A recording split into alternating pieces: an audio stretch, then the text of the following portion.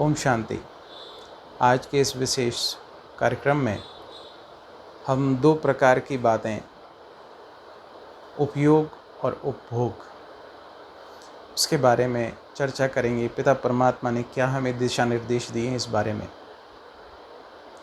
तो एक होता है उपयोग, एक है उपभोग।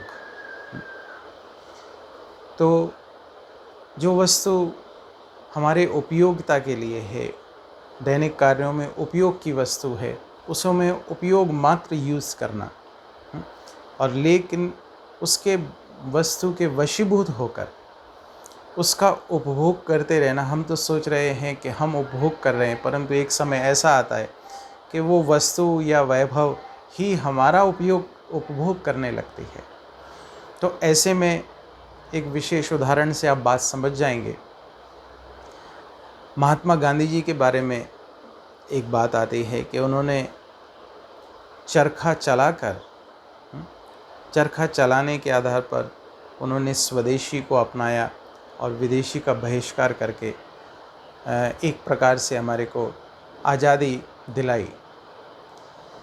तो चरखे की जहाँ बात आती है, कहते हैं चरखे को सुचारू रूप से चलाने के लिए उसको तेल की आवश्यकता होती है, तेल डालना पड़ता है समय प्रति समय।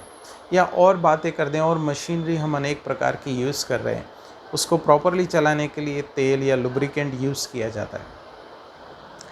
एक तो बात है कि हम समय प्रति समय उसमें तेल डाल रहे हैं, उपयोग है ये। लेकिन दूसरी बात, अगर हम उस मशीनरी को तेल में डाल दें कि तेल की आवश्यकता है, इसको तेल में ही डाल दें, तो क्या होने वाला है? वो मशीनरी खराब हो जाने वाली है। वो तेल जो उपयोग के लिए है उतना ही मात्रा में आवश्यक है जितनी मात्रा में हमें उसे देना है, उससे अधिक में कोई कार्य सिद्ध नहीं होने वाला। तो ऐसे हमें समझना है, जो वस्तु हमारे उपयोग के लिए है, मान लीजिए गाड़ी है, गाड़ी हम उपयोग कर रहे हैं, कहीं जाना है, हम गाड़ी पर बैठे हैं, जा रहे हैं, ठीक है। अगर मैं कहूँ कि मैं दिन रात गाड़ी पर ही सवार रहूँ, तो क्या होने वाला है? वो मेरे लिए दुख का कारण बन जाने वाली है। तो ऐसे उपयोग और उपभोग और भोगों के बारे में ये कहा गया है कि जैसे जैसे हम बूढ़े हो रहे हैं, लेकिन भोग जवान होते जा रहे हैं, भोग जवान होते जा रहे हैं। आप सोचिए, दिन रात भोगों में लिप्त हैं हम कहीं ना कहीं।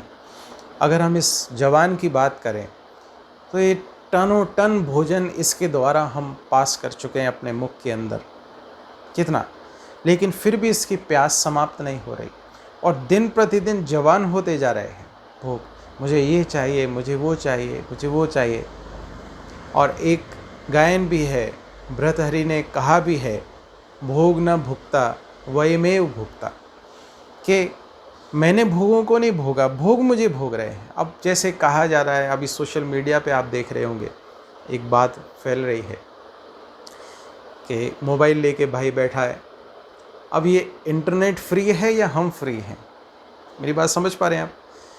कि आप देखिए कि एक तरफ हम कह रहे हैं कि इंटरनेट फ्री है, हम उसको उपयोग कर रहे हैं, और उपयोग नहीं है, हम उसमें लिप्त हो गए हैं। और जितना जितना ये विस्तार होता जा रहा है, उतने विस्तार के आधार पर ये हमें भोग रहा है, ये हमें यूज़ कर रहा है, हम इसको यूज़ नहीं कर रहे हैं, हम जकड़ में आ गए इसकी।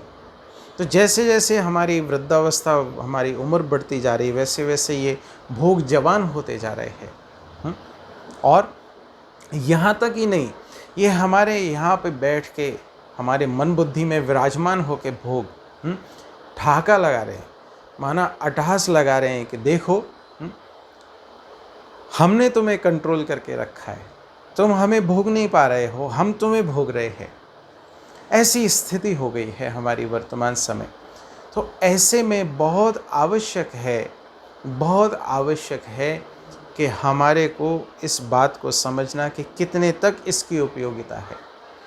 और इसके आगे यहाँ तक की रुकावट नहीं है कि ये हमारे यहाँ पर विराजमान होकर भोग चौधरी बनकर चिल्ला रहे हैं कि आपको ऐसा नहीं, ऐसा करना चाहिए। हम सही डायरेक्शन में जाते हैं, लेकिन क्या होता है, ये भोग, ये हमारी आसक्तियाँ हमारे को एक दूसरी ओर ले जाने की कोशिश कर रहे हैं, हमारे जीवन की दिशा दशा परिवर्तन करने की कोशिश कर रहे हैं।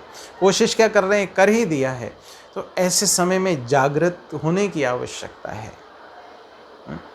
तो हम आत्माएं वर्तमान समय पदार्थों की माया की दासी बनना अभी छोड़ना पड़ेगा, तो हमारी उदासी भाग जाएगी। उदासी का कारण क्या है? अब आप सोचिए, मान लीजिए मैं मोबाइल यूज़ कर रहा हूँ या कोई भी साधन है जिसका मैं उपभोग कर रहा हूँ।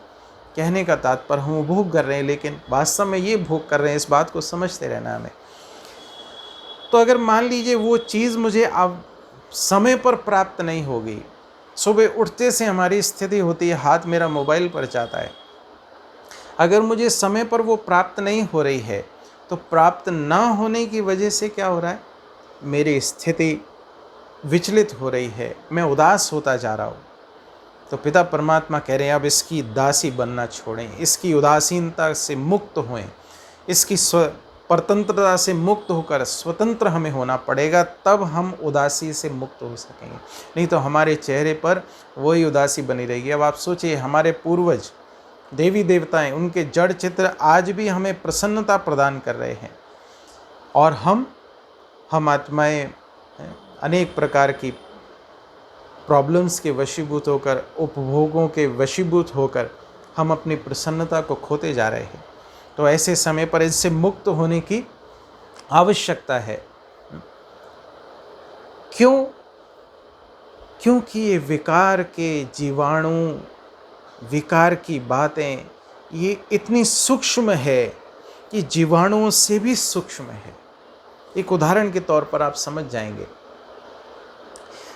आप फल लेने जाए तो फल कटे हुए कई बार ठेले पर पड़े होते हैं या दुकान पर पड़े होते हैं, और उन पर तमाम प्रकार की मक्खियाँ और प्रकार के जीव जंतु उस पर भिनक रहे होते हैं। तो ऐसे समय पर क्या हम वो फल या वस्तु स्वीकार करेंगे? हम क्या कहते हैं, नहीं नहीं, हमें ये नहीं चाहिए, हमारे को तो जो बंद है या जो अनकटा, जो कटा नहीं है, वो हमारे को चाहिए, ये कटा हुआ नहीं चाहिए, भले ही वो सस्ता दे रहा है हमारे को।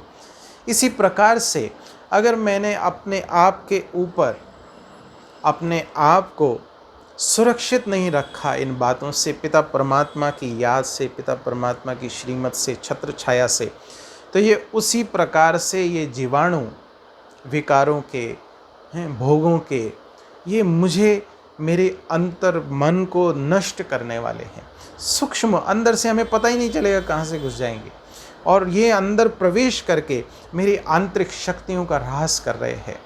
तो ऐसे समय पर, वर्तमान समय जहाँ बाहर मटीरियलिस्टिक दुनिया में सब कोई उपभोग में, भोगों में व्यस्त है, ग्रसित है, व्यस्त नहीं कहेंगे, ग्रसित है, ऐसे समय पर इन सब बातों से न्यारा बन के पिता परमात्मा की याद से अपने आप को, अपने लक्ष्य को निर्धारण करना है कि मेरा सिर्फ वस्तुओं को उपयोग करना है समय अनुसार, इनके भोगों में, अनेक प्रकार की वस्तुओं की आसक्ति में मुझे नहीं जाना है। ऐसे न्यारे प्यारे बन के अपने जीवन को श्रेष्ठ दिशा दशा प्रदान करते हुए, परमात्मा की श्रीमत अनुसार अपने जीवन को चलाते, इस अंतर को, महीनता के अंतर को समझकर वस्तुओं का समय प्रति समय उपयोग करना है।